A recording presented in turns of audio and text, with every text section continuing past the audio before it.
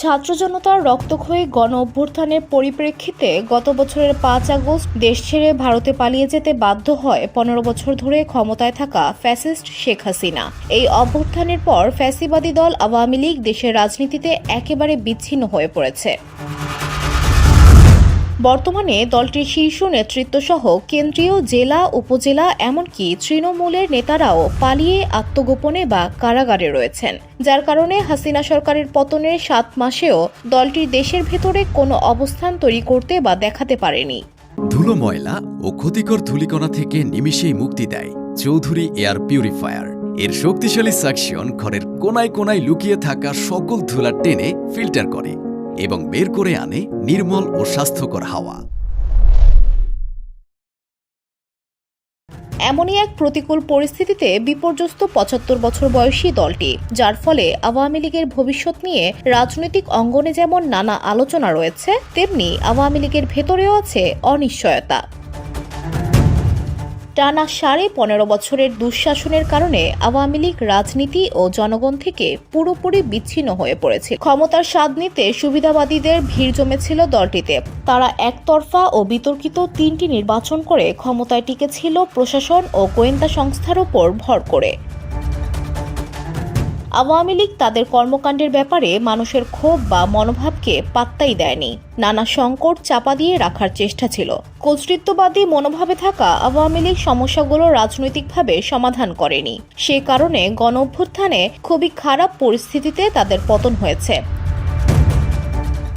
দলের শীর্ষ নেতা শেখ হাসিনা সহ নেতাদের বড় অংশকে বিদেশে পালাতে হয়েছে, যে নজির বাংলাদেশের ইতিহাসে দ্বিতীয়টি নেই। ফলে ক্ষমতাচ্যুত হওয়ার পর দলটির ভঙ্গুর চেহারা প্রকাশ পেয়েছে। নেতারা পালিয়েছেন, সুবিধাবাদীরা সরে পড়েছেন। দেশে পালিয়ে থাকা নেতাকর্মীরা মানসিকভাবে দুর্বল অবস্থানে রয়েছেন। এর সঙ্গে যোগ হয়েছে নৈতিকতার প্রশ্ন, কারণ তাদের শাসনের সময় অর্থ পাচার, দুর্নীতি, অনিয়মের এত অভিযোগ উঠেছে, যার প্রভাবে আওয়ামী লীগের নেতাকর্মীরা মানসিকভাবে শক্ত অবস্থান নিতে পারছেন না। এছাড়া তাদের সরকারের পতনের আন্দোলনে গণহত্যার অভিযোগে বিচারের মুখোমুখিও হতে হচ্ছে।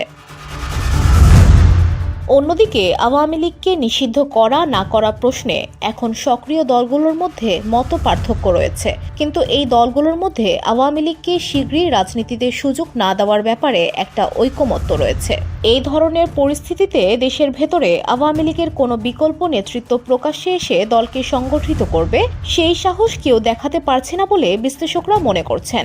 বিদেশে যেসব নেতা অবস্থান করছেন তারা সংগঠিত হয়েছেন বলে তাদের অনেকে দাবি করছেন, কিন্তু বাস্তবতার কারণে তাদের কর্মকাণ্ড সামাজিক যোগাযোগ মাধ্যম নির্ভর হয়ে পড়েছে। দেশের ভেতরে নেতাকর্মীদের মনোবলে কতটা প্রভাব ফেলতে পারছে সেই প্রশ্ন রয়েছে। আওয়ামী লীগের নেতাদের অনেকেই আবার বলছেন, বিভিন্ন ক্ষেত্রে অন্তর্বর্তী সরকারের ব্যর্থতার কারণে তারা সুবিধা পেতে পারেন, কিন্তু বিশ্লেষকরা মনে করেন সেই সুবিধা কিছুটা সহায়ক হতে পারে, কিন্তু দলগত অবস্থান দৃশ্যমান না হলে ঘুরে দাঁড়ানো কঠিন। সম্প্রতি বেসরকারি টেলিভিশন যমুনায় এক অনুষ্ঠানে আওয়ামী লীগের ভবিষ্যৎ নিয়ে তরুণ রাজনীতিবিদ ও জাতীয় পার্টির BJP chairman barrister Andalib Rahman Partha বলেছেন, আওয়ামী লীগের ভবিষ্যৎ কি হবে সেটা নির্ভর করে দলটির নেতৃত্বে কে আসবে। একসময় বলা হতো এই দলে শেখ হাসিনার কোনো বিকল্প নেই, কিন্তু এখন আওয়ামী লীগের একটা গ্রুপ আপাকে বাদ দেওয়ার একটা চিন্তা করতে পারে। আবার এই দলটির যত বক্তৃতা তারা সবগুলোই সভানেত্রীর কাছ থেকে শুনেছে, যার ফলে নেতৃত্ব পরিবর্তনের কোনো সুযোগ বা কোনো মানসিকতা দেখি না।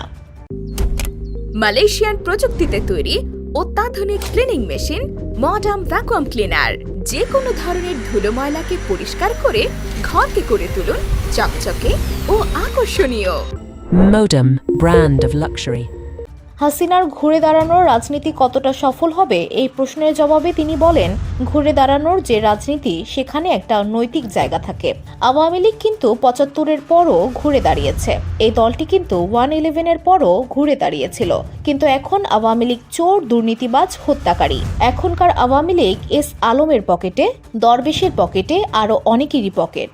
এক একটা এমপি মন্ত্রীর ২৫০ থেকে ৩০০ বাড়ি। শুধু তাই নয়, একজন পিয়নের কাছে ৪০০ কোটি টাকা। এই দায়গুলো আপনার নিতে হবে। VOD Bangla news desk.